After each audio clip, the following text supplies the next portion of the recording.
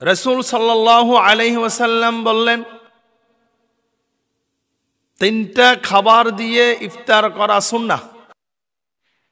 ইফতিরু আলা রুতাবাতিন ক্বাবলা আন ইউসাল্লি ফাইন লাম তাকুন রুতাবাতুন ফাআলা তামারাতিন ফাইন লাম তাকুন হাসাওয়াতিন মিন মাইন। রাসূল সাল্লাল্লাহু আলাইহি সাল্লাম যখন ইফতার করতেন তখন তিনি মাগরিবের সালাতের পূর্বে কয়েকটি ফাঁকা খেজুর খেয়ে নিতেন, অথবা তিনি খুরমা খেয়ে নিতেন। যদি তিনি খেজুর এবং খুরমা তার কাছে না থাকতো তখন তিনি পানি দিয়ে ইফতার করতেন। এজন্য আমরা ইফতারের অনেকগুলো আইটেম এখন আমাদের সামনে আছে, সামনে থাকে। সকল আইটেম থেকে আমরা সর্বপ্রথম এই তিনটা জিনিসের যে কোনো একটা জিনিস আমরা সর্বপ্রথম মুখে দেব, ওইটা দিয়ে ইফতার শুরু করব। তাহলে রাসূলের সুন্নাহটা আদায় হয়ে যাবে।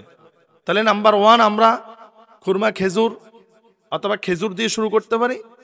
যদি খেজুর না থাকে তাহলে আমরা খুরমা দিয়ে করতে পারি।